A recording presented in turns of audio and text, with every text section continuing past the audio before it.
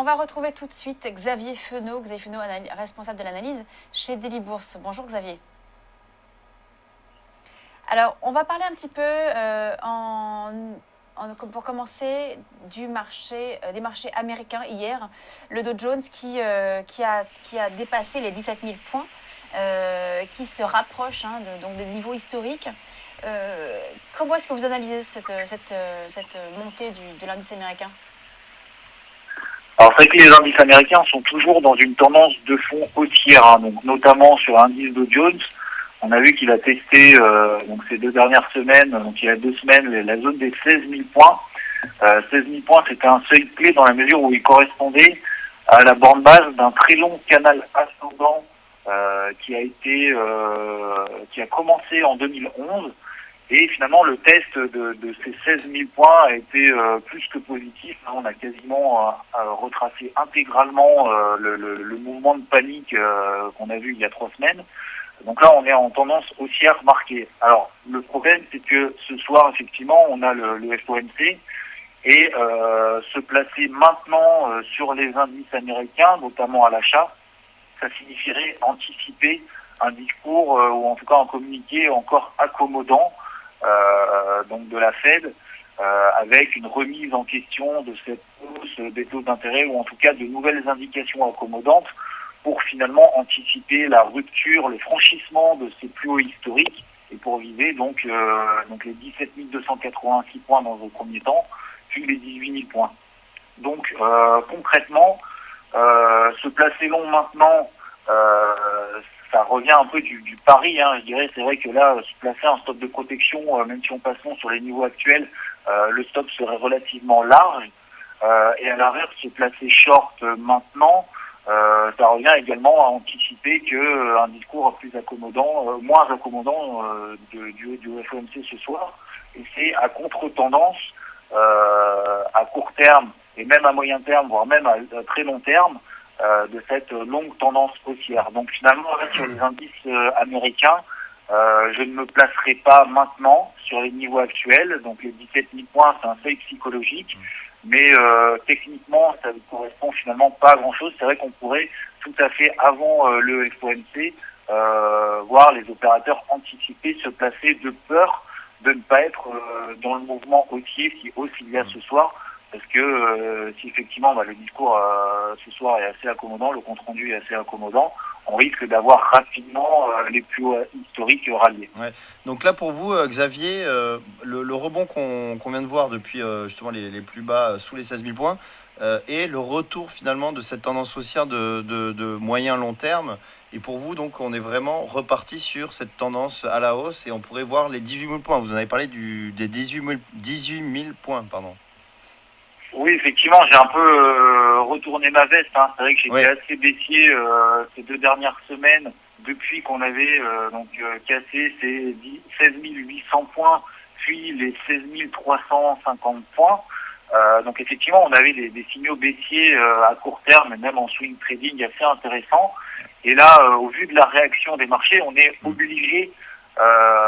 finalement, je suis obligé de remettre en question ce scénario baissier, clairement. Ouais, c'est vrai qu'on avait pas mal d'analystes qui étaient comme vous, qui avaient cette vision de baisse, finalement, quand on allait rentrer dans une tendance baissière de court moyen terme, et que là, finalement, vu la rapidité de la reprise, on ne peut que être haussier, finalement.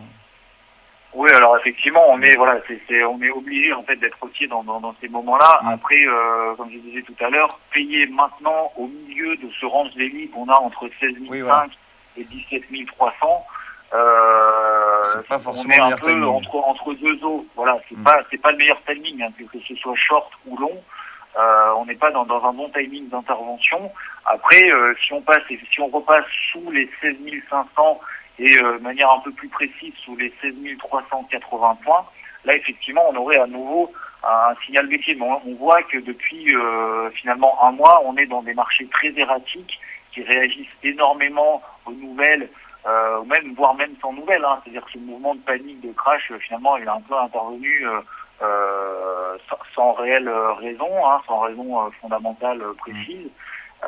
Donc là on est entre deux eaux, donc ça revient toujours à privilégier cette stratégie de prudence et de se fixer deux objectifs lorsqu'on prend position, un objectif relativement rapproché sur lequel on encaisse la moitié des gains sur la moitié de la position, et un second objectif plus ambitieux. Donc c'est ce que j'avais fait lors justement de l'ouverture de mes positions short il y a 3 semaines.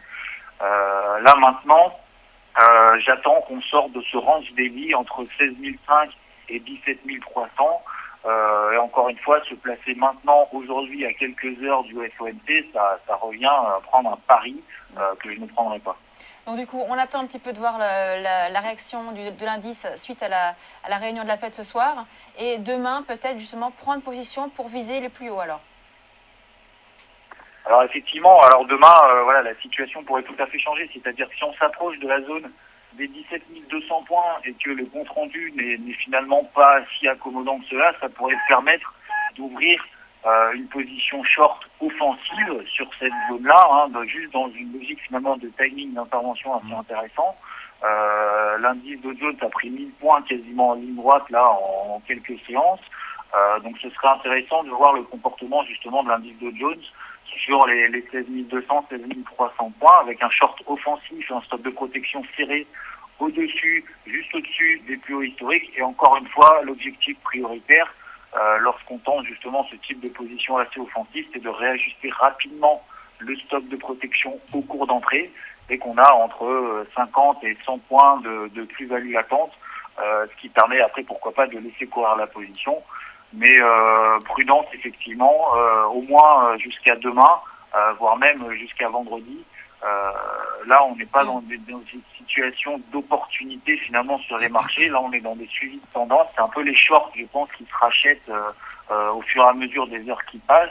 Et on voit que tous les replis, même ce matin sur l'indice DAX, on avait une forte progression à l'ouverture. On a perdu 50 points en quelques minutes. Et là, finalement, on est en train déjà de retracer intégralement ce mouvement correctif qu'on a eu ce matin.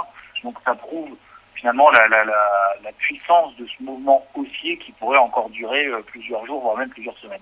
Alors un mot maintenant sur un autre actif, en quelques minutes, quelques secondes, le gaz qui est toujours sur une tendance baissière, vous nous en avez parlé à plusieurs reprises. Aujourd'hui, quelle stratégie peut-on avoir sur le gaz ? Alors sur le gaz, effectivement, donc là on est sorti par le bas de cette petite phase de consolidation dont on parlait ensemble donc il y a ces 2 dernières semaines entre 4,16 et 3,82 $. On est passé par le bas et vous indiquez à ce moment-là effectivement de ne pas passer short parce que j'estime que le potentiel finalement baissier est relativement limité. Donc là on est en phase de stabilisation entre 3,50 et 3,70. On n'a toujours pas de signal de retournement haussier, on est simplement dans des rebonds techniques intraday, voire éventuellement en daily. Mais encore une fois, là je vais attendre éventuellement le ralliement des 3,38 $ qui correspond au plus bas de 2012, qui avait été fait en avril 2012. Et sur les 3,38 $, j'attendrai une phase de stabilisation horizontale donc en horizon de temps plus courte, avec des données plus courtes, c'est-à-dire en données 4 heures par exemple, ou en données journalières, et je me placerai en cas de retournement haussier. À l'heure actuelle, se placer sur le gaz, donc c'est se placer finalement à contre-tendance d'une nouvelle tendance baissière depuis la sortie par le bas de cette phase de consolidation horizontale qui avait lieu après un mouvement baissier assez fort depuis les 4,80. Donc là, je vais attendre soit effectivement le ralliement des 3,38 $ pour passer long, après phase de stabilisation, ou revenir à l'achat au-dessus des 3,82 $. 3,82 $, c'était la borne basse de cette phase de consolidation horizontale qu'on avait. Donc c'était un précédent support qui fera désormais office de résistance. Et donc c'est uniquement au-dessus des 3,82 $ qu'on pourrait estimer et en tout cas valider le fait que le mouvement qu'on a eu ces dernières séances, c'était un excès baissier. Merci beaucoup Xavier Fenot, responsable de l'analyse chez Daily Bourse.